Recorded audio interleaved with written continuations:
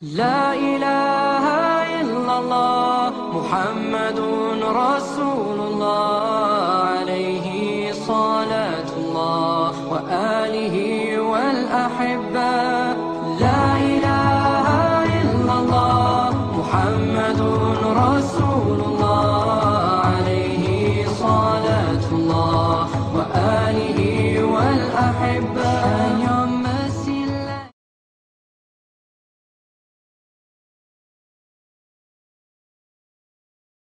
دموعي سبيل مريح تنهدى يا صاحي كي تستريح وبث الدعاء الخفي الصريح يا سعة الفضاء الرحيب الفسيح سبيل الدموع سبيل مريح تنهدى يا صاحي كي تستريح وبث الدعاء الخفي الصريح يسعك الفضاء الرحيب الفسيح فبالله كم تستطب القروح ويبرأ جروح الكسير الجريح.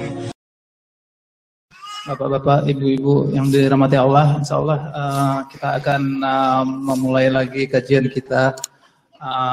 Insya Allah topiknya sangat menarik dan membuka mata kita semua, Ustadz. Insya Allah yang topik selanjutnya akan semakin menarik. Dan waktu dan tempat saya persilakan. Assalamualaikum warahmatullahi wabarakatuh.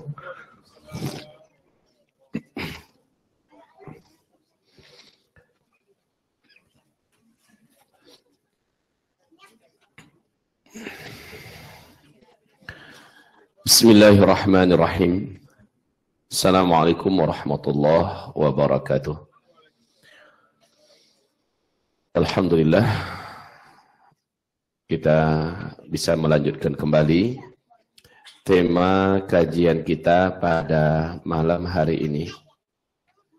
Kita lanjutkan tentang Syiah secara global dulu, lamhah tarikhiyah secara ringkas saja, karena banyak hal yang tentu akan kita bicarakan lainnya. Kaum muslimin yang kami muliakan, akidah yang dimiliki oleh Syiah, Bapak Ibu pasti sudah tahu semua. Pernah dibedah tentang tuntas Syiah di sini enggak? Ya Allah, ya Rabb. Ya Allah. Jadi Bapak Ibu yang kami muliakan, saya sarankan dengan sangat, cobalah diundang kemari sebagai pembicara Ustadz Farid Utbah contohnya, atau Syekh Tengku Zulkarnain, Sekjen MUI, ya. Masalah-masalah kekinian yang berkaitan dengan masalah Indonesia kita dalam konteks pembicaraan agama di akhir zaman ini, insya Allah mereka mempunyai informasi yang lengkap, lurus dan akurat. Sangat baik mendatangkan Ustadz Hadi Hidayat kemari itu, Masya Allah, beliau adalah orang yang pakar dan alim dalam masalah Al-Quran. Sangat bagus mendatangkan Ustadz Umar Mita, Masya Allah, beliau pun salah seorang da'i muda yang lurus dan berkompeten dalam masalah keilmuannya. Tapi tokoh-tokoh tua semacam ini, sebagai penggerak umat mereka ini, Ustadz Farid Ahmad Utbah, datangkan kemari. Atau Sekjen MUI, ya, Syekh Tengku Zulkarnain, undanglah kemari. Asik sekali orangnya dan ilmunya luas. Ya, supaya dijelaskan siapa itu Syiah.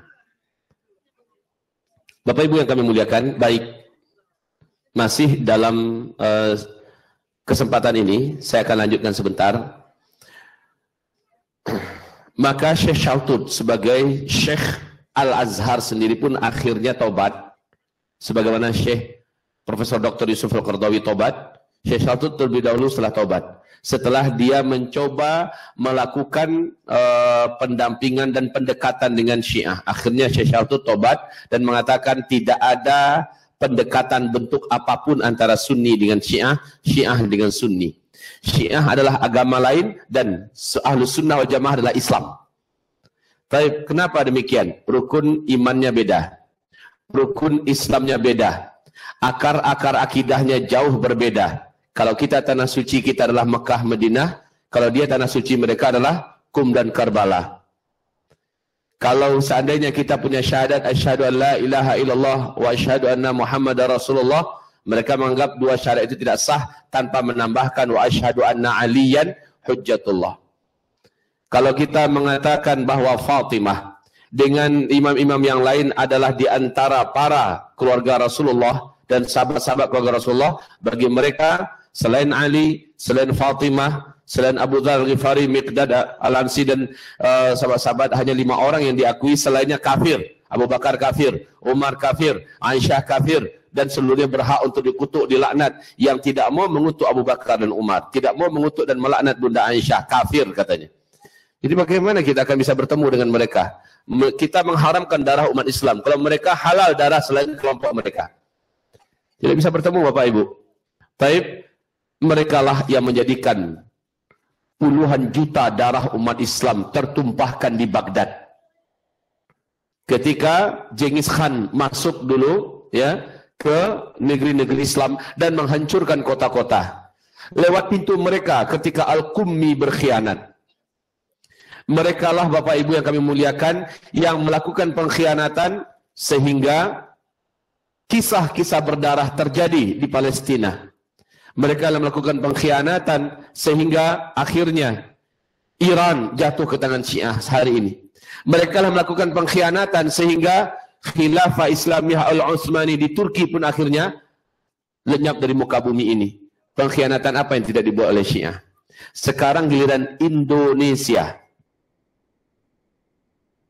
Ini berkaitan dengan tanah air kita. Tentang Indonesia, Bapak Ibu, semoga Bapak Ibu dikuatkan oleh Allah hatinya mendengarkan ini.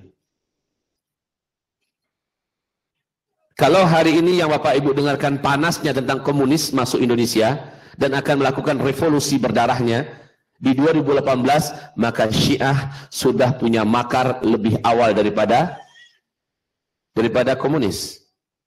Semoga Bapak Ibu ada mengikuti kajian-kajian saya yang ada di YouTube berkaitan tentang perkembangan Syiah di Indonesia. Bagaimana dengan Indonesia? Kaum muslimin hamba-hamba Allah yang kami muliakan, sejak Profesor Dr. Quraisy Shihab dulu menjabat sebagai Menteri Agama di Indonesia, sejak itu hubungan mulai diakrabkan dengan Iran. Pintu-pintu Iran masuk ke Indonesia semakin menganga lebar.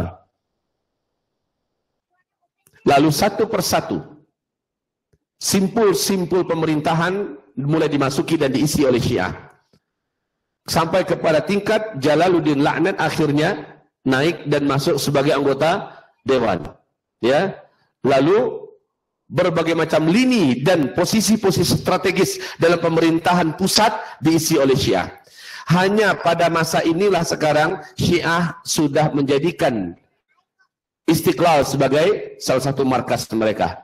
Hanya pada era kita inilah kita lihat bagaimana gedung besar milik pemerintahan, ya, khususnya Kementerian Agama dipakai oleh Syiah. Hanya pada zaman kita inilah TV-TV Syiah bermunculan di Indonesia secara resmi. Hanya pada zaman kita inilah Bapak Ibu yang kami muliakan, pemuda-pemuda Syiah diizinkan dilatih oleh Kopassus dan dibiarkan berangkat menuju ke Lebanon dilatih oleh Hizbul Syaitan.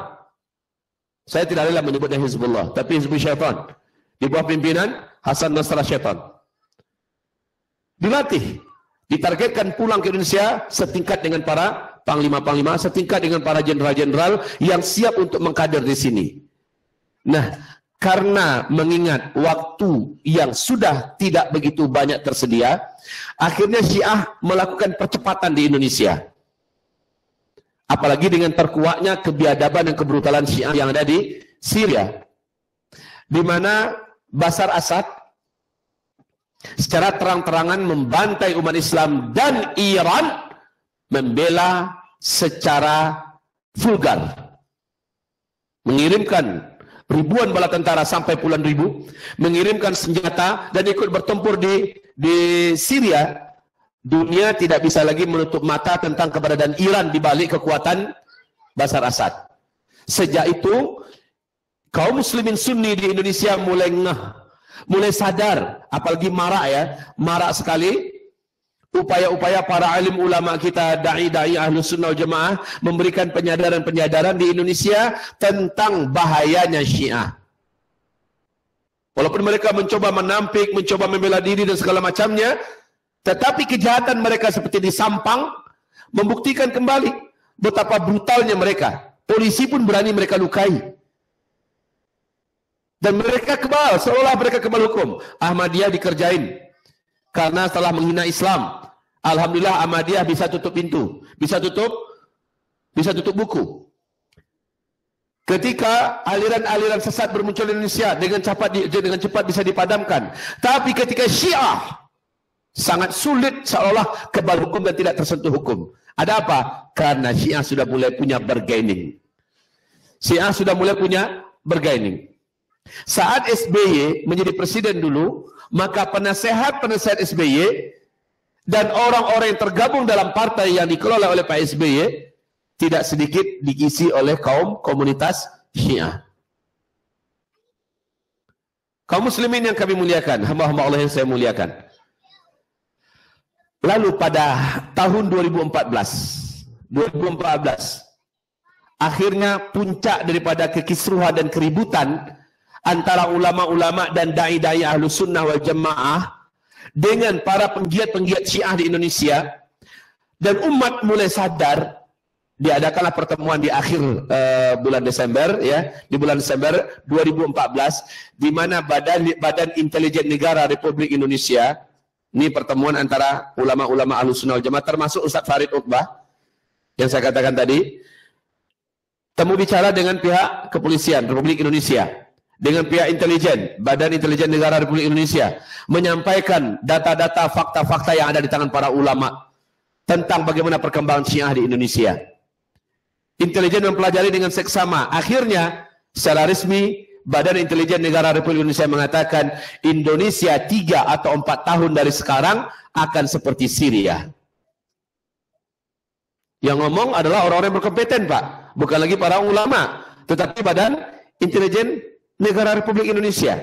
Indonesia masa yang akan datang 3 atau 4 tahun dari sekarang, ini akhir 2014 ya, mereka menyampaikan itu, akan seperti Syria. Kenapa mereka punya analisa demikian? Mari saya perjelas berikutnya, kaum muslimin. 2014 itulah kita mendengar ada 10.000 kombatan Syiah yang didatangkan dari Lebanon, yang didatangkan dari Afghanistan, yang didatangkan dari Kuwait, yang dikirim oleh negara-negara Arab yang Syiahnya masuk ke Indonesia atas nama minta suaka. Bapak masih dengar ini? Heboh dulu kan? Atas nama minta suaka. Tanpa paspor, unik Pak, tanpa paspor. Hanya mengandalkan surat dari PBB. Masuk ke Indonesia. Dan mereka tegap-tegap, muda-muda tanpa ada perempuan. Nggak ada yang tua-tua, muda semua. Kalau minta suaka, kok sebanyak itu? Mana anak-anaknya? Biasanya kalau lari itu bawa anak keluarga nggak? Ini enggak, muda-muda semua. Tegap-tegap. Usia beliau nih, usia Pak Andre. Berapa usia sekarang Pak Andre? Usia beliau, usia produktif banget. Ya. Dan anehnya, sebelum kedatangan mereka, memang barak-barak penampungan untuk para imigran yang datang, itu sudah dibuat sedemikian rupa, ada tempat latihannya, sedemikian cantik, dan mereka masuk udah siap.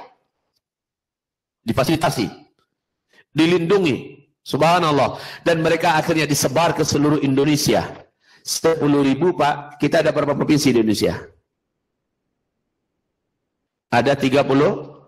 Coba saja bagian 10.000 itu bagi 34, hasilnya berapa? 300-an? 30 apa?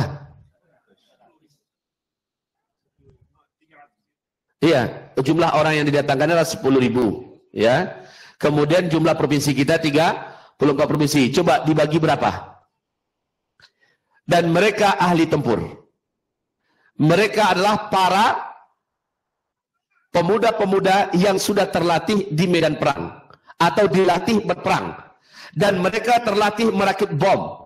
Mereka ahli dalam masalah teknologi. Mereka datang ke Indonesia dengan satu misi. Misinya atas nama Swakasih di permukaan, tetapi di bawahnya mereka ingin melakukan percepatan, melatih para pemuda-pemuda Syiah di Indonesia untuk cakap dan piawai dalam menguasai senjata, melakukan revolusi dan kudeta berdarah di Indonesia, baik darat, baik laut, baik kota, baik hutan, dan sebagainya. Mereka dilatih betul untuk itu. Kaum muslimin yang kami muliakan, kalau ada teroris yang paling kejam dan keji di bumi ini, salah satu yang bisa kita sebutkan namanya adalah Syiah Rafidhah. Dan ini yang masuk ke Indonesia. Terus bagaimana? Terbukti, Pak. Terbukti. Ketika salah seorang anggota dewan yang dari fraksi PKS, masih ingat namanya siapa? Datang ke Kalimantan, periksa langsung apa yang terjadi di barak-barak pengungsian. Ada CCTV yang bisa menyaksikan. Di situ ada latihan-latihan fisik, bela diri, sambil meneriakkan Ya Hussein, Ya Hussein, Ya Hussein. Nah, kaum muslimin. Dan ini menyebar. Aceh, Sumatera Utara, Sumatera Riau, dan di Pekanbaru ada 1.500-an, Pak. Sudah banyak wanita kita yang dibuntingi oleh mereka. Mereka memang cakep-cakep ya. Mereka memang keren-keren, tampangnya juga tambah-tambah bintang film semua. Wanita mana yang nggak ngiler ngelihat? Nah, dan mereka masuki wanita-wanita kita, lalu gendutkan perut wanita kita. Di Riau sangat banyak sekarang berkembang. Ke Sumatera Barat mereka masuk. Di Padang mereka masuk. Bengkulu apalagi, ya, seluruh Sumatera disisir sampai ke Lampung, Pak. Begitu juga Jawa. Begitu juga, sekali lagi targetnya apa? Selama keberadaan mereka, mereka sudah menyusun program.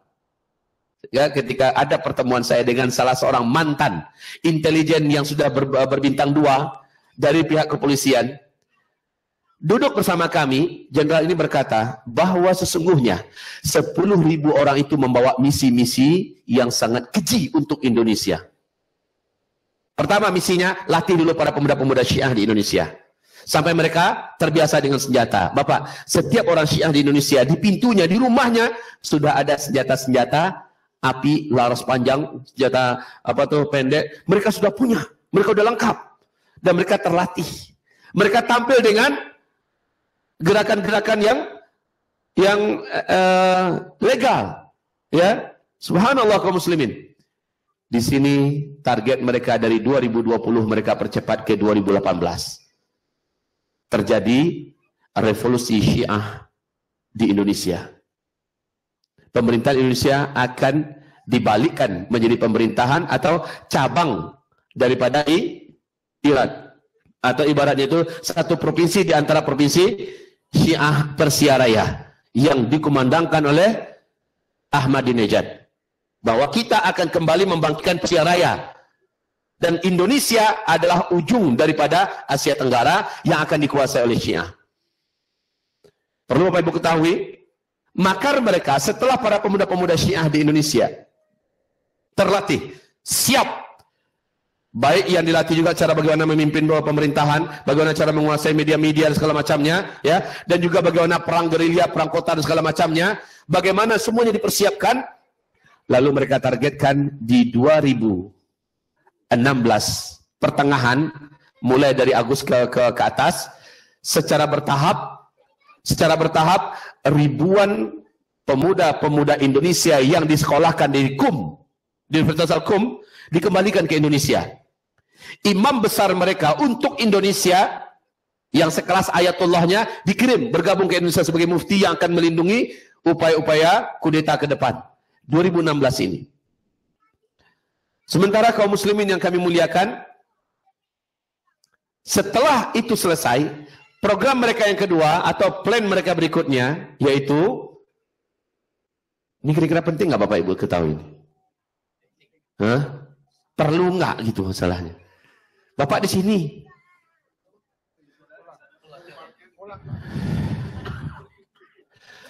Plan B mereka, ya, plan mereka berikutnya adalah buat kekacauan di Indonesia. Jadi para pemuda-pemuda yang datang dari Timur Tengah ini, yang mereka seluruhnya adalah kombatan-kombatan Syiah ini, buat kekacauan atas nama bendera ISIS, atas nama kiriman dari Jabah Nusrah, yang waktu itu masih Jabah Nusrah di Syria, atas nama jihad global, atas nama Al-Qaeda. Lalu mereka membuat keributan di mana-mana. Tujuannya apa? Tujuannya agar TNI bergerak melibas umat Islam dalam rangka penyebutan memberantas kaum terorisme. Padahal membuat makar mereka. Nah, CIA mempunyai alasan yang tepat untuk masuk ke Indonesia dan memasukkan bala tentaranya buat menghabisi ulama-ulama, dai-dai, pesantren-pesantren dengan tuduhan melakukan makar. Ya, padahal membuat kekacauan adalah kombatan-kombatan Syiah yang didatangkan itu. Satu persatu mereka mulai lari. Memang sudah diprogram begitu, kerjasamanya begitu dengan PBB. Mereka lari kembali ke kampung halamannya, Indonesia chaos, TNI sudah dibenturkan langsung dengan kaum muslimin, dengan ulama, dengan pesantren. Paham Bapak Ibu? Ketika terjadi chaos antara TNI dengan CIA pun masuk atas nama memberantas ISIS, memberantas Al-Qaeda di Indonesia, ulama lah target yang dihabisi duluan. Pesantren-pesantren ditargetkan tutup di mana-mana. Ini target Syiah. Qadarullah, perlawanan terhadap Syiah di Indonesia semaraknya luar biasa. Sebelum kasus komunis dan Ahok ini melejit ke permukaan, ya, luar biasa. Akhirnya Syiah mulai menghitung-hitung strategi kembali. Dan ingat, untuk masalah strategi revolusi, Syiah adalah senior yang paling senior dari seluruh senior yang ada di bumi ini. Syiah paling ahli dalam melakukan manuver-manuver dan gerakan-gerakan revolusi. Syiah pandai membaca ini, bahwa mereka agak sulit bergerak, umat Islam sudah disadarkan di Indonesia. Ulama mulai bersatu atas nama memerangi Syiah. Lalu Syiah tumbulkan isu Wahabi. Semua yang anti Syiah Wahabi. Dalam hal ini tersulut semangat sebagian saudara kita di lapangan dari kaum komunitas NU dan sebagainya ikut-ikutan menuduh Wahabi. Kepada siapa? Kepada semua yang anti Syiah. Dituduh sebagai Wahabi. Yang jenggotan-jenggotan Wahabi. Siapapun orang-orang dari Ahlus Sunnah wal Jamaah yang benci kepada Syiah, anti kepada Syiah, maka Syiah melalui tokoh-tokohnya sekelas Said Aqil Siraj. Ini adalah salah satu dedengkot Syiah yang ada di Indonesia. Bukan tertutup lagi, Pak. Ini sudah terbuka semua. Ya. Akhirnya Syekh Tengku Zulkarnain mengatakan, ya, Anda tidak pantas ada di sini, di MUI. Ya. Kemudian kebijakan-kebijakan yang diambil oleh Said Aqil Siraj ketika dia masih di MUI selalu mengatasnamakan MUI, padahal itu menguntungkan Syiah. Akhirnya dengan tegas Syekh Tengku Zulkarnain dengan sahabat-sahabat ulama yang ada di MUI mengeluarkan beliau dari MUI. Hebatnya manuver mereka, Said Aqil Siraj akhirnya memenangkan pertarungan untuk menjadi pemimpin PBNU pusat. Said Aqil Siraj mulai melakukan kembali upaya-upaya pengembusannya dan pembusukan terhadap Ahlus Sunnah wal Jamaah yang anti terhadap Syiah, mengatakan itu adalah Wahabi. Tapi kaum muslimin yang kami muliakan, lalu bagaimana? Apa yang dilakukan berikutnya? Yang dilakukan berikutnya adalah melihat ruang gerak mereka sudah mulai betul-betul diperhatikan serius, mereka mencari pengalihan dan mereka temukan jalannya. Dari mana jalannya? Pengalihan yang terbaik adalah bukakan pintu dan jalan sebesar-besarnya bagi komunis Tionghoa, komunis Cina untuk masuk ke Indonesia dan biarkan umat Islam Indonesia dihabisi oleh komunis Cina ini. Intinya Muslim habis, nggak perlu harus tangan mereka langsung. Muslim habis, nanti bagi-bagi kekuasaan, nanti bagi-bagi jabatan, nanti bagi-bagi ghanimah istilahnya.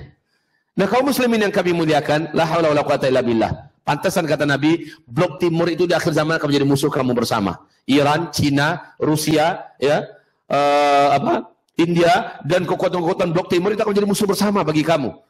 Kamu dan Barat pada akhirnya akan saling melakukan perjanjian damai, lalu kamu memerangi musuh bersama di bagian timur. Itu adalah Iran, Cina, Rusia dan sebagainya. Kaum muslimin, saya lanjutkan. Kemudian kekuatan dan energi Syiah yang sudah mulai terbentuk, yang mulai terasah, disimpan dengan rapi sambil terus melakukan pemanasan melalui bawah tanah. Karena gerakan mereka di atas terlalu dipantau oleh umat Islam Ahlus Sunnah wal Jamaah. Lalu mereka melakukan manuver yang seperti yang saya katakan tadi. Komunis dipersilahkan untuk masuk dengan bantuan-bantuan orang-orang mereka di tingkat pusat sana. Bantuan-bantuan Syiah maksud saya. Lalu apa berita tentang komunis? Dan ingat, ada Syiah di balik ini. Ingat baik-baik, ada Syiah di balik ini. Bapak Ibu yang kami muliakan, komunis masuk ke Indonesia. Sementara komunis yang lama, pribumi, mulai menggeliat bangkit untuk menunjukkan eksistensinya. Khususnya ketika Bapak Jokowi naik sebagai Presiden Republik Indonesia. Komunis mendapatkan angin segar. Hampir-hampir saja Bapak Presiden kita memintakan maaf atas kesalahan sejarah di mana komunis dianggap sebagai pengkhianat, ya. Hampir-hampir saja. Kalau bukan tekanan ulama dan para umat muslim di Indonesia, maka ungkapan itu sudah terjadi 17 Agustus kemarin.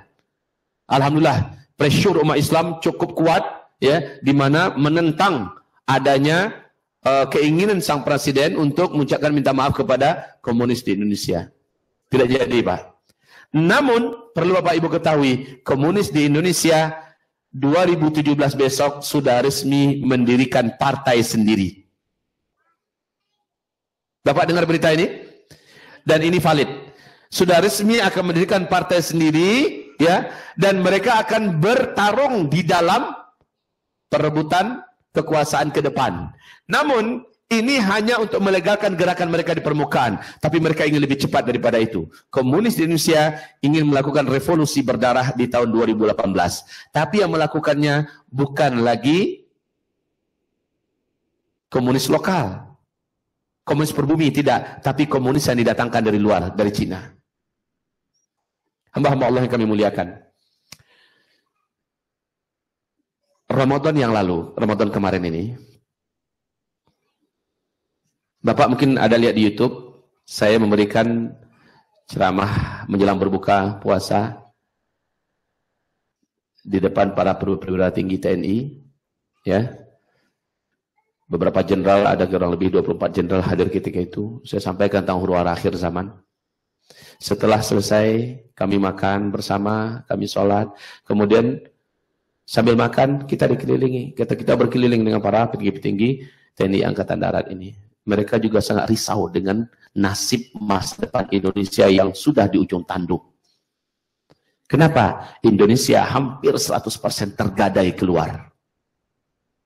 Dan Indonesia dicengkram oleh kekuatan asing, ya, yang masuk ke Indonesia. Dan mereka adalah komunis. Dan mereka menyampaikan, menjelang saya haji, 1 bulan menjelang saya haji, saya diundang oleh Ikatan Pondok Pesantren dan Dai se-Jawa di Boyolali, ya.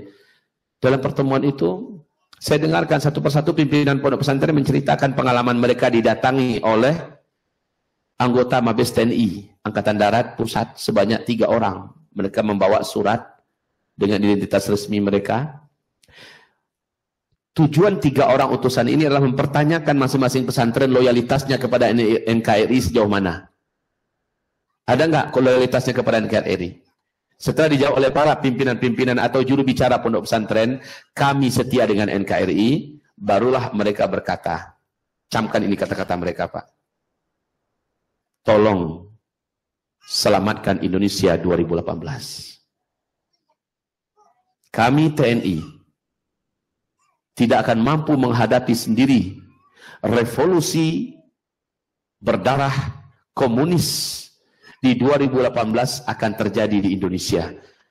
Dan jumlah mereka sekarang ini yang didatangkan dari Cina. Per Ramadan kemarin saja sudah 5 juta orang kombatan Cina. Ramadan ya, ketika kalian sedang sholat tarawih, melakukan acara-acara Ramadan di masjid, puluhan pesawat mereka tiap malam itu mendarat. Ya, pesawat dalam negeri, pesawat luar negeri mendarat, dan keluarlah 500, 450 orang setiap satu pesawat, dan mereka adalah seluruhnya adalah Cina, tanpa paspor. Sudah dibekali dengan KTP penduduk lokal. Subhanallah. Dan mereka muda-muda semua. Usia-usia produktif, usia militer, Pak. Masuk, nggak pandai bahasa Indonesia. Jumlahnya per Ramadan kemarin sudah 5 juta orang. 5 juta orang loh. Dan mereka terlatih dalam pertempuran darat, kota, hutan, pertempuran udara, laut, dan mereka ahli dalam masalah komputer, teknologi, membuat bom, dan segala macamnya. Memang sudah disiapkan, Pak. Targetnya 10 juta untuk di Indonesia. Ngapain? Siap melakukan revolusi berdarah komunis Indonesia, di mana Indonesia ke depan akan menjadi kampung halaman Cina yang kedua. Kaum muslimin yang kami muliakan. Ini atas nama komunisnya ya, atas nama komunisnya. Sementara komunis sekarang, sekali lagi, dia juga sudah melakukan metamorfosa. Sekarang komunis sudah bawa agama, Pak. Orang muslim ada nggak yang komunis? Hah? Ada nggak orang muslim yang komunis? Banyak sekarang ini. KTP-nya muslim, tapi dia komunis. Orang Kristen ada nggak komunis? Sekarang ada, Pak. Ya, mereka adalah Kristen yang komunis. Jadi komunis dulu anti agama, anti Tuhan. Sekarang komunisnya sudah melakukan, ya, sekali lagi bermetamorfosa lagi gitu kan.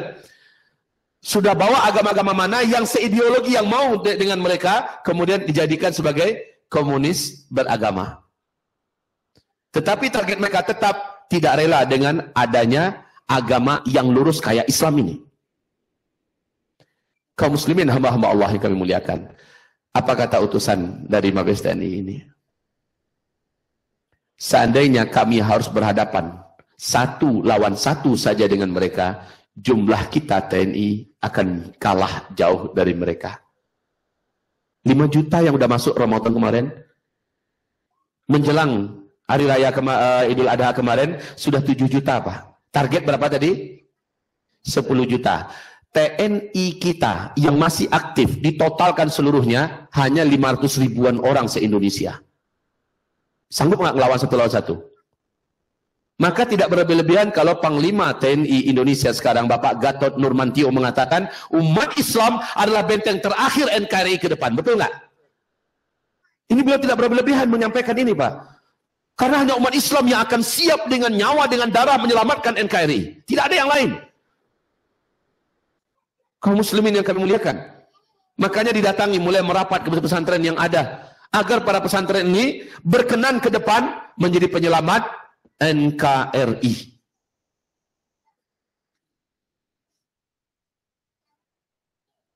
Bisa jadi Bapak Ibu ke depan, masuk ke kampung halaman sendiri, sudah seperti masuk ke negara orang. Hina.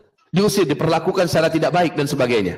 Kenapa kaum muslimin? Ternyata terbongkar rahasia melalui bocornya mulut Ahok menghina Al-Quran begitu. Ya, akhirnya terbongkar kekuatan besar yang ada di belakang Ahok. Ahok hanya dijadikan mata tombak.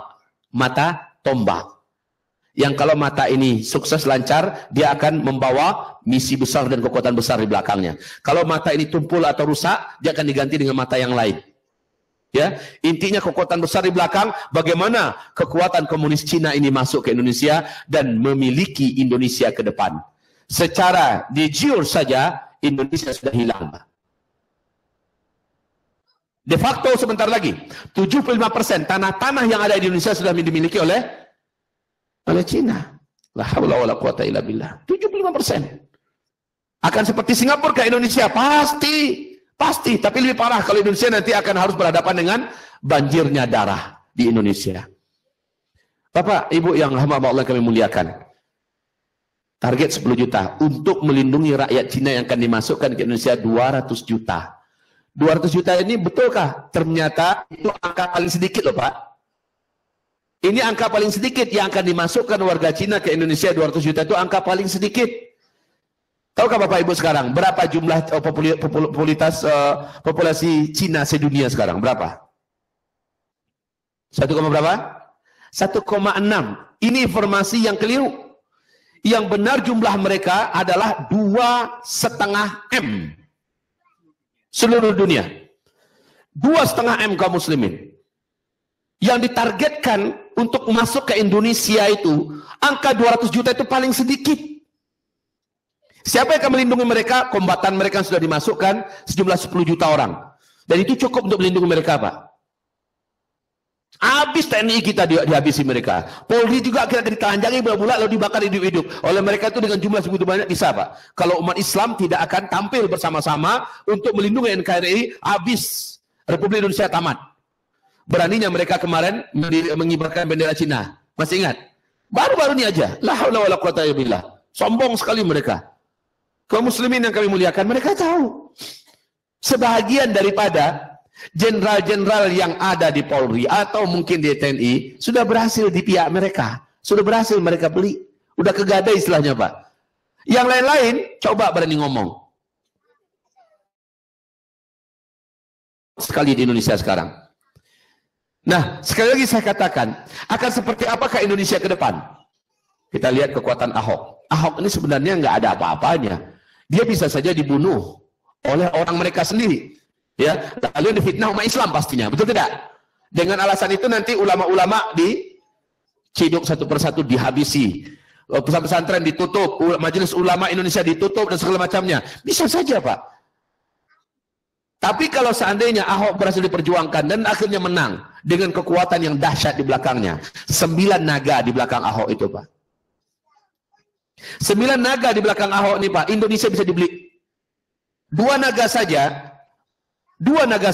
Kalau kekayaannya dikumpul, maka hutang Republik Indonesia yang 1.400-an lebih triliun itu oleh 2 naga saja udah ketutup itu, Pak. Ini 9 naga, sekarang udah gabung naga yang ke-10. Udah 10 naga bersatu di belakang Ahok. Adakah akal yang sehat yang bisa meyakinkan kita bahwa Ahok ini bisa ditumbangkan? Tidak ada. Kalau bukan mukjizat dari langit, kalau bukan pertolongan Allah, nggak akan ada. Tapi apa dilakukan oleh umat Islam hari ini sebuah kekuatan yang dahsyat, Pak. Kekuatan umat ini tidak ada yang mampu, the people power ini tidak ada yang bisa mengalahkan. Saya berharap suatu hari nanti mudah-mudahan pemuda bangkit. Karena pemuda lah kekuatan yang paling real dalam sebuah kebangkitan umat. Yang sekarang ini baru yang adalah sipil, ya kan? Sipil dalam artian orang-orang kayak kita baru yang tampil ke permukaan. Di bawah komando para ulama, alhamdulillah. Tapi kalau pemudanya yang tampil, habis, Pak. Insya Allah revolusi akan bisa diatasi. Revolusi berdarah, komunis akan bisa diatasi kalau pemuda yang bangkit. Tetapi perlu Pak ketahui, universitas-universitas besar di Jawa, di Indonesia dipegang oleh 9 naga ini. Seluruh media televisi ini juga di tangan 9 naga ini. Metro TV contohnya, ya, Kompas TV dan segala macamnya. Ini semuanya milik mereka, semuanya disetir. Ustadz Bakhtiar Nasir baru saja mulai memimpin umat dengan GNPF-nya, langsung dicekal dari menjadi pembicara di stasiun televisi nasional kita yang sebenarnya ada hati kepada rakyat dan kepada umat Islam, tapi dicekal. Dan nggak bisa ngelawan. Nggak bisa ngelawan. ILC sebentar lagi, Pak. ILC ini bisa-bisa dipadamkan untuk selama-lamanya. Padahal ini corong-corong untuk menyampaikan, menyuarakan kebenaran. Tekanan itu sangat kuat kaum muslimin. Komunis di Indonesia 2018 akan melakukan makar berdarah dan revolusi berdarah. Secara kasar mereka main, Pak. Dan sekali lagi, Indonesia tidak akan mampu menyelamatkan diri. Ibarat tembakan udah terkunci itu, Pak. Udah terkunci, tinggal ceder. Nggak ada cerita untuk selamat. NKRI nggak cerita untuk selamat, nggak ada. Kecuali kalau umat Islam berjual beli dengan Allah. Paham maksud saya? Umat Islam berjual beli dengan Allah. Jihad. Baru ketika itu kekuatan akan bisa dihadapi. Kalau tidak ada, maka NKRI hilang. Masuk 200 juta kaum muslimin. Perlu diketahui, kita yang jumlahnya 240 juta di Indonesia, mau dikemanakan? Kalau kata orang Padang, diambuang-ambuang kalawi. Dilemparkan, dibuang, diusir. Kalau enggak jadi jongos sekalian di tanah air sendiri. Jadi pecundang, jadi kacung, ya, yang disuruh-suruh dan dihinakan oleh pendatang-pendatang ini. Kaum muslimin yang kami muliakan. Saya tidak mengajak kita benci pada Cina, tidak. Karena banyak juga saudara Cina kita yang muslim. Juga saudara Cina yang sudah lama ngetem di Indonesia, tinggal di Indonesia, menjadi warga negara Indonesia. Mereka ingin hidup aman, damai, akur dengan kita. Mereka pun termasuk yang gerah dan takut dengan kedatangan eksodusnya Cina besar-besaran ke Indonesia ini. Bapak Ibu tahu kenapa? Mereka tahu ini nanti akan menimbulkan pertumpahan darah di Indonesia. Dan yang terkena imbas yang paling cepat mereka udah lama ada. Betul tidak? Sementara mereka sendiri tidak menginginkan ini. Makanya di Jakarta, Ketua Umum Komunitas Tionghoa ya, yang ada di Jakarta malah memberikan dukungannya, apresiasinya kepada umat Islam, kepada para ulama, kepada GNPF ya. Dan mereka juga menyatakan ketidaksenangan, kebencian mereka kepada Ahok dengan segala keangkuhan dan kesombongan Ahok. Baik kaum muslimin yang kami muliakan. Gimana? Dengarkan penjelasan ini gimana rasanya Bapak Ibu? Hah? Kayak apa rasanya Indonesia kita ya? Jadi Jakarta. Sekarang Pak, sudah ada beberapa distrik di Jakarta yang tidak bisa dimasuki oleh pribumi sekarang. Bahkan nama jalan-jalannya juga sudah buat jalan Beijing. Sudah buat nama-nama jalan mereka. Apartemen-apartemen yang mampu menampung 2,5 juta manusia dan memang dihargai dengan harga yang sangat tinggi. Diyakini Muslim pribumi tidak akan mampu menyewa apalagi beli. Itu yang sekarang diisi oleh pendatang-pendatang Cina. Sekarang Pak, dari ujung pesisir Sumatera sampai ke Lampung, sampai pesisir Jawa seluruhnya sudah diisi oleh pekerja-pekerja Cina. Kebun-kebun kita udah digarap oleh pekerja-pekerja Cina yang nggak ngerti bahasa Indonesia. Nanti Pak, kalau mereka punya KTP, Bapak sudah dengarkan bocornya dari intelijen kita bahwa KTP sudah cetak puluhan juta jumlahnya di Cina dan di Paris dimasukkan ke Indonesia. KTP ini Pak, untuk apa? Untuk diberikan kepada pendatang-pendatang Cina yang dimasukkan ke Indonesia. Sekali lagi saya katakan mereka adalah Cina komunis. Beda dengan Cina Buddha, Cina Hindu, beda dengan Cina Kristen, Cina komunis dimasukkan ke Indonesia, targetnya memang mengkomuniskan Indonesia. Ya Allah ya Karim, wahai hamba Allah yang kami muliakan. Kita sudah di ujung tanduk memang sekarang. Dan Syiah mengetahui ini persis. Bagi Syiah, nggak ada masalah, bukan mereka yang di atas. Nggak ada masalah, yang penting umat Islam habis. Yang penting Sunni dibantai. Yang penting negeri ini bukan lagi menjadi negeri terbesar umat Islam di dunia. Bagi Syiah, sekarang berkolaborasi dengan komunis. Perlu disadari ini kaum muslimin. Cantik main mereka, bila komunis dengan cara kasar mereka, ngabisin umat Islam, dan mengobok-obok dan menghancuri negara ini. Lalu Syiah mulai melakukan bagi hasil istilahnya. Ya, bagi hasil. Seperti hal yang mereka lakukan dengan Palestina. Hal yang mereka lakukan dengan Syria, dengan negeri Timur Tengah pada hari ini. La haula wa la quwata illa billah. Ini informasi yang dapat kami sampaikan kepada Bapak Ibu semua. Kristenisasi, sudahlah. Indonesia negara nomor 1 paling pesat berkembang Kristen saat ini. Di dunia. Indonesia. Dan kalau masalah itu nggak perlu lagi dipertanyakan Pak, Bapak Ibu yang kami muliakan. Tanah-tanah yang ada di Indonesia juga banyak yang dibeli oleh pengusaha-pengusaha Cina yang Kristen. Sekali lagi, Kristen yang komunis. Wahai hamba-hamba Allah yang kami muliakan, kita yang ada di Australia ini, kita yang ada di Melbourne ini, apa yang bisa Bapak Ibu lakukan? Kalau diem saja, Bapak dayus, Pak. Ibu dayus. Kita harus berbuat sesuatu untuk Islam, untuk bangsa kita, untuk negara kita. Harus berbuat sesuatu. Saran saya apa? Dengarkan apa yang difatwakan oleh ulama kita. Untuk saat ini kondisinya begitu dulu. Apa yang difatwakan oleh majelis ulama kita. Majelis ulama ya. Majelis ulama. Bukan orang-orang yang tampil secara perorangan di TV-TV mereka. Mengatasnamakan kamilah umat terbaik. Kamilah generasi terbaik. Kamilah paling lurus pemahaman.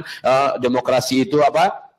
Haram, demonstrasi juga adalah haram, tapi hasil dari demokrasi mereka terima, tapi demonstrasinya mereka tolak, ya. Yang kayak gitu nggak didengarkan Pak. Yang didengarkan adalah Majelis Ulama Indonesia, yang subhanallah para ulama yang ada di dalamnya siap berjual beli dengan Allah. Hari ini, besok, lusa, nanti kami juga tetap akan meninggal dunia, tetapi kami tidak ingin melepaskan umat ini. Kami tidak akan membiarkan umat ini dalam kebingungan. Kita bersyukur pada Allah.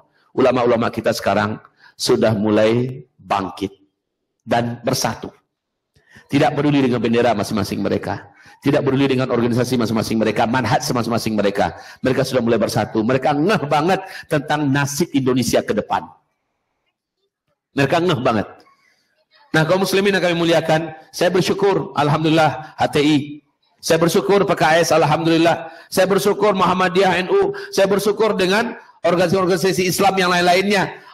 Yang saat sekarang ini sudah tidak lagi membesar-besarkan nama kelompok-kelompok mereka. Alhamdulillah. Tapi sudah satu bersatu, Pak, untuk menyelamatkan bangsa ini, untuk menyelamatkan NKRI kita, dan yang paling penting menyelamatkan agama kita. Semoga Bapak Ibu dapat berpikir tajam dan cerdas, kemudian berpihaklah kepada pihak yang benar. Pihak yang benar dalam kondisi sekarang ini, dan insya Allah sampai hari kiamat nanti, adalah di mana para warasatul anbiya berada. Itu para ulama-ulama berada, bersatu. Komando mereka lah yang didengar. Subhanallah, semoga saja bukan mimpi yang kita dengar, tetapi betul-betul sudah kita dengarkan. Panglima TNI kita mengatakan bahwa saya titipkan keutuhan NKRI ke depan ke tangan para ulama-ulama dan kiai-kiai kita. Betul tidak? Ini sudah betul-betul beliau sampaikan secara terbuka, Pak. Dan ini viral, langsung menjadi berita yang Masya Allah.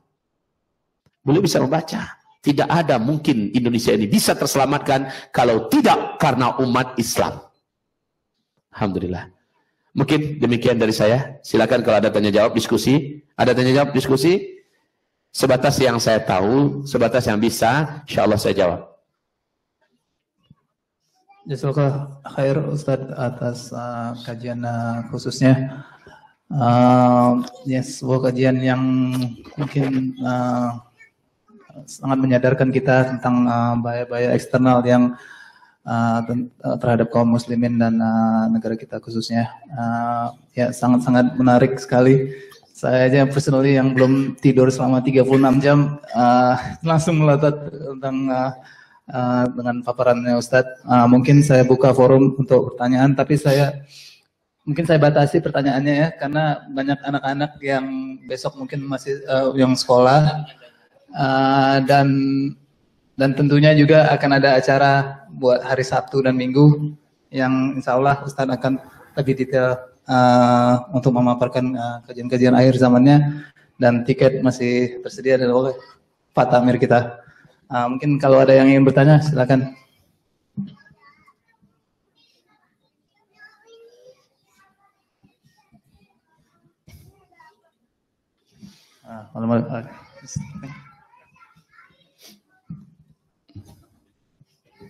Gini Bu Ibu.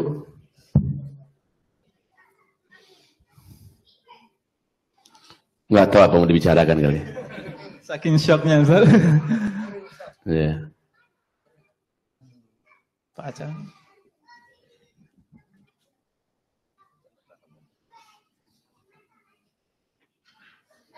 Jika tidak ada pertanyaan maka saya tutup. Ya, saya tutup dengan penutupnya. Ada pertanyaan? Silakan. Assalamualaikum warahmatullahi wabarakatuh. Waalaikumsalam. Langsung saja.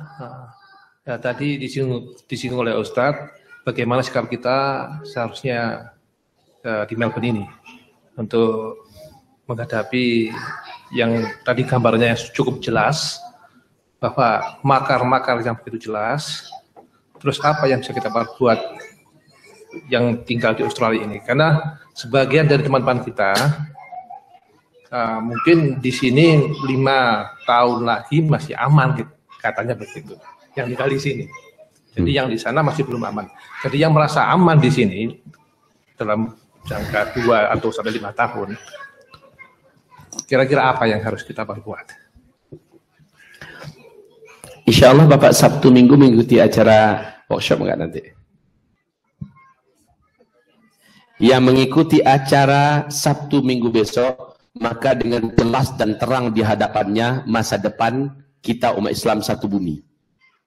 Pembahasan kita bukan lagi lokal dan parsial, keindonesiaan saja, tapi satu bumi. Apa yang akan kita alami ke depan? Apa-apa yang akan terjadi dan sebagainya. Ini akan menjadikan cara pandang kita beda, Pak. Maka benar-benar dalam masalah ini, ketika Allah takdirkan saya datang kemari, jangan sia-siakan kesempatan. dengarlah dan duduklah bersama kami selama 2 hari itu, Sabtu dan Minggu. Merasa menyesallah apabila kita tidak sempat mendengarkannya, karena ini diyakinkan kepada kita semua mampu merubah mindset kita dalam hidup, mampu merubah semangat dan etos kita dalam hidup, ya, insyaallah taala. Kemarin saya baru saja berjumpa dengan seorang mantan ketua umum PII Indonesia yang sekarang sebentar lagi insyaallah mungkin akan menjadi rektor di Universitas Sumatera Selatan. Kemarin saya berjumpa, beliau ahli fisika. Beliau mengatakan bahwa apa yang saya sampaikan tentang akhir zaman, beliau pun ikut meneliti dan segala macamnya. Beliau mengatakan dengan apa yang saya yakini, beliau yakin seperti itu. Nah, Bapak Ibu, tidak sedikit dengan izin Allah para jenderal-jenderal yang Allah insafkan mendengarkan uraian akhir zaman dari kita. Jadi kalau ini workshop akan diadakan, saya dengar kabar kali pertama ya di Melbourne diadakan Sabtu Minggu. Yakin Bapak Ibu, mahal sekali kualitas ilmu yang akan Bapak terima besok. Korbankanlah 2 hari yang nanti kegiatan-kegiatan lain bisa diganti dengan hari lain ke depannya. Karena sekali lagi saya katakan, akan bisa merubah mindset kita secara total, insya Allah, dalam memandang masa-masa yang akan datang. Ya, mungkin itu dari saya. Apa yang harus kita lakukan di Melbourne, insya Allah juga akan terjawab nanti pada hari itu. Saya akan menjawabnya dengan slide, dengan persiapan dan amalan-amalan kita di akhir zaman, khususnya orang yang ada di Melbourne, Sydney, dan sebagainya. Ya.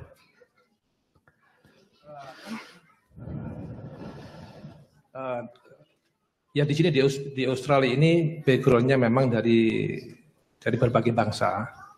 Sedangkan tadi Ustadz sebutkan kalau ada 3 istilahnya itu kejadian yang sangat dahsyat, yaitu peperangan atau makar-makar di bumi ini, ya suruh pilih 3 itu, yaitu Asyam, kemudian di Yaman dan di Irak. Yang ternyata di Australia ini banyak juga, mungkin ratusan ribuan sudah berangkat ke Asyam. Nah, ya nanti itu ada bersamaan waktu yang di Indonesia tadi yang disebutkan itu. Itu bagaimana nanti? Karena yang dari Australia ini juga banyak, yang dari berbagai bangsa itu perginya ke Asyam. Memang itu hadis Rasulullah tentang akhir zaman kaum muslimin. Tapi Syekh Albani menulis dalam kitabnya yang sudah diterjemahkan ke bahasa Indonesia, menanti kedatangan Al-Mahdi. Beliau menukilkan sebuah hadis sahih Bukhari Muslim, bahwa akan ada umatku, 2 kelompok umatku di akhir zaman yang akan masuk surga tanpa hisab. Satu kelompok pertama, kata Rasulullah, mereka yang nanti akan berperang di belakang Nabi Isa alaihissalam. Dan tentu saja Isa ketika itu sudah bersama Al-Mahdi. Berarti itu di Timur Tengah, di Syam, Syria. Satu kelompok lain berperang di timur. Berperang di timur. Mereka akan melawan kekuatan timur, Hindu, Cina, dan lain-lainnya. Mereka akan masuk surga tanpa hisab. Nah, timur ini siapa? Mungkin sudah santer Bapak Ibu dengarkan hadis Sahih Bukhari Muslim berikut ini. La taqumu sa'ah hatta tuqatilu qauman sigharul a'yun, ya, dalful unuf. Kamu tidak akan menyaksikan kiamat sampai kamu berperang terlebih dahulu melawan suatu bangsa, sipit-sipit matanya, pesek-pesek hidungnya. Orang berani mengatakan itu Ya'juj dan Ma'juj. Kalau saya mengatakan Ya'juj dan Ma'juj itu malah Allah dalam hadis kursi melarang Isa alaihissalam dan orang beriman jangan perangi mereka, jangan lawan mereka karena kamu tidak akan mampu melawan mereka. Hai Isa, bawalah seluruh hamba-hambaku lari ke atas gunung Tursina. Kan begitu kan? Karena hari ini tidak ada satupun kekuatan yang bisa melawan Ya'juj dan Ma'juj. Berarti ini bukan Ya'juj Ma'juj. Walaupun ciri-cirinya memang seperti itu juga. Berarti ini siapa? Siapa sekarang bangsa terkuat setelah Amerika Serikat? Hah? China. Siapa lagi? Apa akankah ada peperangan kita dengan mereka? Wallahu a'lam. Dalam hadis ini iya. Kekuatan Hindu yang sekarang membabi buta dan menghabisi kaum muslimin kita di Rohingya. Hah? India dan sebagainya. Ini juga akan menjadi sebuah kekuatan di akhir zaman yang akan kita perangi. Dan kita akan berperang dengan mereka. Mereka yang lebih duluan menyulutkan perang itu, dan kita didesak dan dipaksa oleh keadaan untuk mau melayani. Jangan lari. Umat Islam itu pantang mencari gara-gara, tapi tidak akan lari kalau sudah ada di hadapannya. Ini umat Islam. Kita tidak mau perang, Pak. Saya benci perang itu. Bapak benci nggak perang? Kalau ada yang cinta perang sini udah nggak normal. Nggak apa-apa dilarikan ke rumah sakit jiwa. Cinta perang. Nggak normal. Malah maunya kita hidup ini tenang, aman, damai. Tapi ketika musuh yang menyulut perang, dan itu ada di tanah air kita, di depan hidung kita, kita pantang untuk lari. Itu prinsip Islam loh Pak. Ya, yang lari dayus, murtad. Jadi harus bertahan, bela, lepaskan sejengkal demi sejengkal tanah-tanah Islam yang dikuasai oleh orang kafir itu. Begitu ya Pak ya. Jadi hamba-hamba Allah yang kami muliakan, di Syria sana ada peperangan. Di timur nanti ada peperangan besar di akhir zaman. Dua-duanya yang meninggal situ akan masuk surga tanpa hisab. Subhanallah. Kalau sekali lagi makanya saya katakan, kalau kita baca hadis-hadis akhir zaman, cara berpikir kita akan terpandu. Ya, nah kalau kita nggak ngerti masalah ini, membabi buta pergi ke Syria, ketampung oleh ISIS, gimana cara kita lepaskan diri dari mereka lagi? Iya kan? Ketampung oleh para gerombolan penjahat yang atasnamakan jihad. Lalu gimana cara kita bisa selamat? Nggak bisa begitu. Jadi kalau begitu mesti dengan hati-hati, mesti dengan ilmu, mesti dengan pertimbangan yang sangat matang. Sebelum itu, maka apa terdekat di sini yang bisa saya buat hari ini? Itu Pak. Khususnya suami istri loh ini, suami istri. Saya sangat berharap suami istri agar menamatkan di sini kitab zikir akhir zaman. Ini yang saya sangat anjurkan sekali. Kitab zikir akhir zaman. Sebuah penelitian ilmiah tentang hadis-hadis akhir zaman yang akhirnya saya wujudkan dalam bentuk ceramah saya kemana-mana, berbagai provinsi dan negara, dan kitab itulah yang saya rekomendasikan. Sayangnya kitabnya 10 biji aja kebawa oleh saya sekarang. Tapi ini kaum muslimin akan menjadi pegangan dan rujukan kita di akhir zaman. Di kitab itu kita diajarkan Nabi, apa yang harus kita amalkan, apa yang mesti kita baca, apa sikap kita dalam menghadapi kejadian ini, ada di kitab zikir akhir zaman. Tapi untuk lengkapnya ada di kitab ensiklopedia akhir zaman. Dua kitab ini sebetulnya saya rekomendasikan pada umat. Tadi saya sempat katakan sama Pak Wahyu, dulu di Sydney saya sempat kirimkan 1/2 ton habis waktu ke Sydney. Sekarang di sini saya tidak sempat berbuat apa-apa, ya. Tapi kalau seandainya kaum muslimin di sini menginginkannya, catat saja nama, catat nomornya, kemudian berapa yang pesan kita kirimkan sebanyak itu. Itu mungkin salah satu di antara solusi bagaimana kita sini mempunyai buku panduan, buku pegangan menghadapi akhir zaman. Demikian Pak yang bisa saya jawab. Pak Ustaz, mungkin sebelum saya tutup, kasih kesempatan sekali lagi buat ibu-ibu. Kalau tidak ada, mungkin topik perang kurang interested buat ibu-ibu Ustaz. Tapi insya Allah nanti ada topik sendiri buat kajiannya ibu-ibu hari Rabu insya Allah ya. Rabu besok? Sorry, Kamis, salah info. Insya Allah.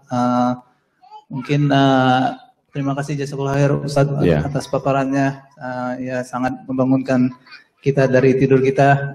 Insya Allah semoga ilmunya bisa bermanfaat dan kita akan bisa introspeksi ulang prioritas hidup kita dan menyelamatkan diri kita dan keluarga kita di akhir zaman dan selamat dalam dunia dan akhirat. Amin.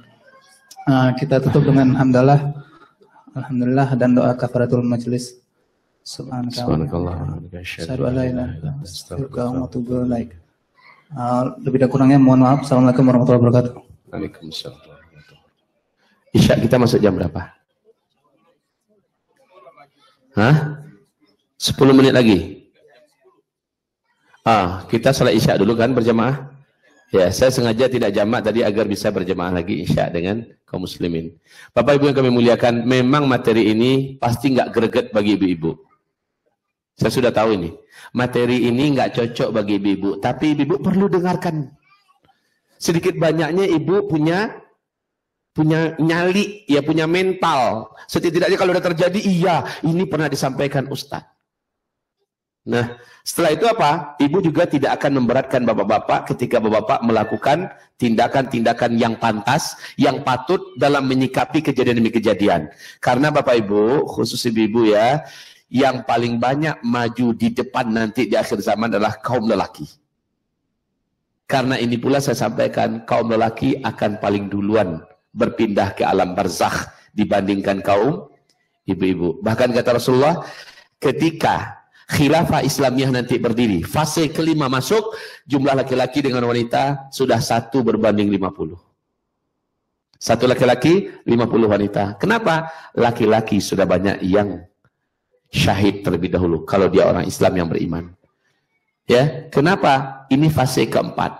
Pada fase keempat ini adalah fase perang dan jihad. Pada fase ini mau tidak mau para lelaki lah yang paling banyak berpindah ke alam barzakh. Saya nggak mau dengarnya Pak Ustadz, saya nggak siap. Siap nggak siap, mau nggak mau, ini pasti terjadi. Lebih bagus persiapkan mental, persiapkan nyali. Dengar kayak gini ini udah untung ibu-ibu mau duduk di sini. Saya jarang loh Pak nyampaikan materi ini pada ibu-ibu Pak, jarang. Tapi ya Bapak yang ngundang saya, ternyata ada ibu-ibu. Ya kalau saya sampaikan, saya tahu ibu-ibu ini jantungnya lemah Pak. Sebenarnya tega amat loh bahas ini depan ibu-ibu, tega. Cuma kalau saya kadung ini sudah dijadwalkan begitu. Nah, tema yang besok ini cocok nih. Apa temanya ibu-ibu? Akhir zaman ya, apa namanya? Ah, itu cocok buat ibu-ibu tuh. Ya, tentang perjalanan roh ke akhirat. Bukan. Bapak nih orang-orang aja. Apa, Bu?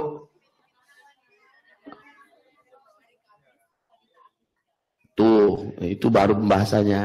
Nah, ibu-ibu ngapain sih di akhir zaman ini gitu ya kan? Baik, semoga itulah tema kita yang cocok buat ibu-ibu insyaallah.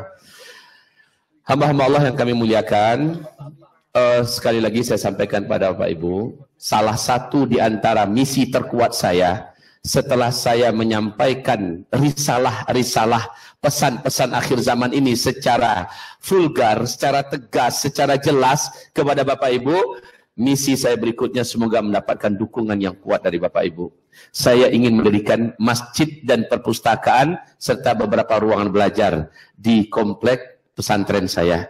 Semoga Bapak Ibu berkenan menyediakan wakaf akhiratnya, ya, infak fisabilillahnya dalam rangka mendirikan ini. Walaupun adanya di sana, toh amalannya sampai ke akhirat, ya kan? Nggak harus selalu di kampung kita kan?